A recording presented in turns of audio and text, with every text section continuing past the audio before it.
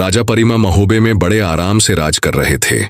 उन्होंने कई राजाओं को जीतने के पश्चात अपने शस्त्रों का त्याग कर दिया था, परंतु उन्हीं के द्वारा पाली, आल्हा, उदल और मलखान अपने भुजबल से उनके यश की पताका निरंतर फहरा रहे थे। यद्यपि कुछ क्षत्रिय बनाफर गोत्री इन वीरों को अपने से नीचा मानते थे, परंतु युद्ध में इनके सामने उनकी अकड़ मिट जाती थी।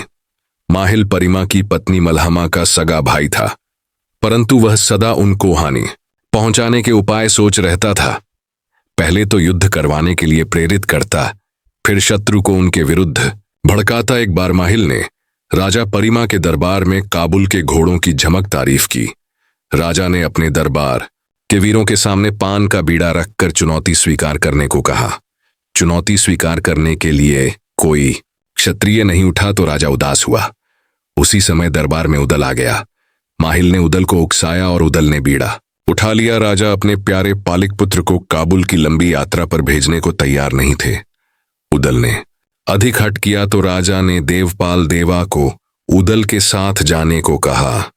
राजा ने दोनों को 14 खच्चर मंगवा कर दिए और सोने की मोहर भी खर्च के लिए दी। इसके पश्चात दोनों रानी मलना माता दिवला और माता तिलका से आशीर्वाद लेने गए। सब जानती थी कि उदल ने प्रण कर लिया तो अब इसे रोका नहीं जा सकता, अतः सबने आशीर्वाद देकर विदा कर दिया। आल्हा ने भी समझाया, पर उदल तो जाने की ठान चुका था। फिर देवा अपने नरथा घोड़े पर और उदल अपने पदुल घोड़े पर सवार होकर चल पड़े। कई दिन चलने के बाद वे एक नगर के पास पहुंचे। उन्होंने खेतों में गाय चराते लोगों से नगर का नाम पूछा। उत्तर मिला कि आगे जो दिखाई दे रहा है वह नगर नरवरगढ़ है। इस शहर का दूसरा नाम मोरंगढ़ भी है। यहाँ राजा नरपति सिंह राज करते हैं। तब तक वे नरवरगढ़ में पहुंच गए। उदल ने पानी भरने वाली पनिहार से कहा, मेरे घड़े को पानी पिला दो। पनिहार बोली, मैं राजकुमारी फुलवा की दासी हूं, पानी तो क्या पिलाऊंगी। यदि राजा को पता चल गया तो हे राहगीर तुम्हारा घोड़ा भी छिन जाएगा और जेल की हवा खाओगे। उदल ने कहा, ये फुलवा कौन है जिसकी इतनी अकड़ है। दासी बोली, फुलवा राजा नरपति की राजकुमारी है, अति सुंदर है, रोज सवेरे ताजे फूलों से तौली जाती है। उदल ने अपना घोड़ा आगे बढ़ाया और फुलवा के बगीचे में जा पहुंचा। दोनों ने अपने घोड़े बांधे। देवा वहां रुकने का खतरा मोल नहीं लेना चाहता था, पर उदल ने कहा, तुम जाकर घोड़ों के लिए रात अब चारा ले आओ। रात को रुकेंगे और सवेरे ही चलेंगे। भेवा के जाते ही माली आ गया।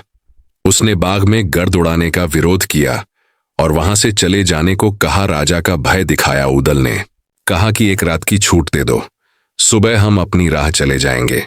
यह कहते हुए एक सोने का हार उस माली को दे दिया। माली तो फूला न समाया। घर जाते ही मालिन ने खुशी का कारण पूछा। माली ने हार दिखाया और कहा, तुम भी चली जाओ, तुम्हें भी कुछ अवश्य मिल जाएगा। हिरिया नाम की वह मालिन तुरंत बगिया में जा पहुंची। उदल ने मालिन को भी मोहरों का बना एक हार दे दिया। मालिन ने उदल से परिचय पूछा तो उदल ने उसे असली परिचय दे दिया कि वे महोबे के राजकुमार हैं।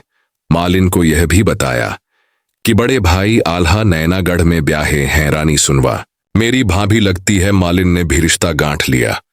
उसने कहा, सुनवा मेरी बहन ही लगती है, मैं भी नैनागढ़ की ही हूं, आप मेरे भी देवर हो, मैं आपकी सहायता करूंगी। तभी देवा रात तब लेकर आ गया। घोड़ों को रातब डाल दिया। देवा बोला, अब जल्दी ही अपनी मंजिल की ओर चलो, हमें घोड़े खरीदने काबुल जाना है। उदल बोला, जाएंगे, अवश्य जाएंगे, पर फुल्लवा को देखे बिना मैं कहीं नहीं जाऊंगा।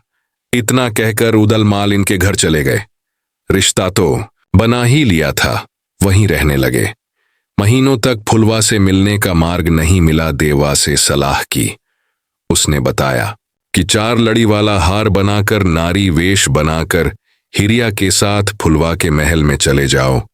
उपाय उदल को अच्छा लगा। वह हिरिया मालिन के साथ नारी वेश बनाकर तथा 4 लड़ी का हार बनाकर उसमें मोती भी पिरोए साथ लेकर फुलवा के महल में जा पहुंचा। हिरिया मालिन उदल नारी वेशधारी को लेकर सतखंडा पर जा पहुंची। फुलवा ने पूछा, यह 4 लड़ी का हार किसने गंधा है?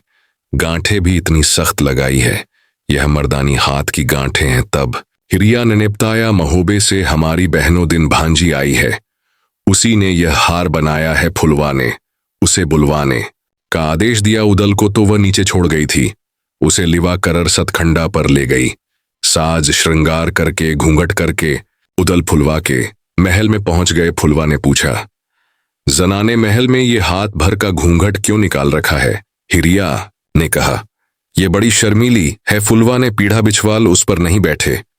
हिरिया ने बात संभाली, यह मेरी भांजी मां होवे के राजा परिमा की पुत्री चंद्रावली की मालिन है। वहां उसके साथ पलंग पर बैठकर ही चौसर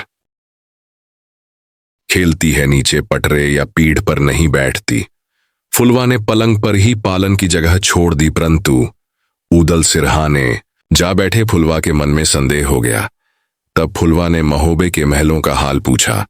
उदल ने सब जवाब स्त्री जैसे स्वर में बताया। फुलवा ने पूछा, आल्हा और उदल का विवाह कहां से हुआ है? तो उदल ने बतलाया, आल्हा का ब्याह नैनागढ़ की राजकुमारी सुनवा के साथ हुआ है।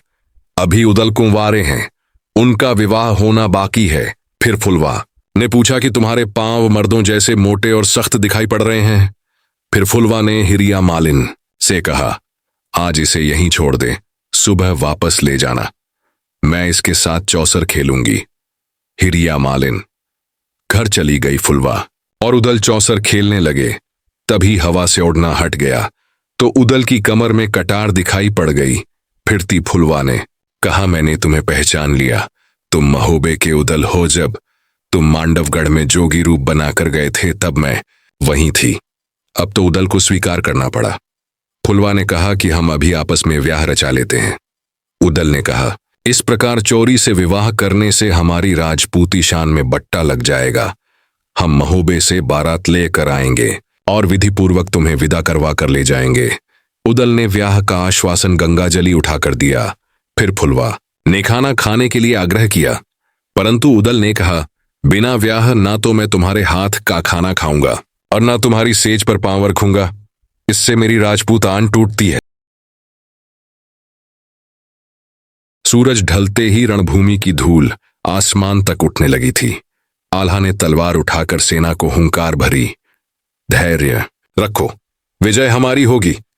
उदल अपने घोड़े पर बिजली की तरह दुश्मन की पंक्ति चीरता चला गया।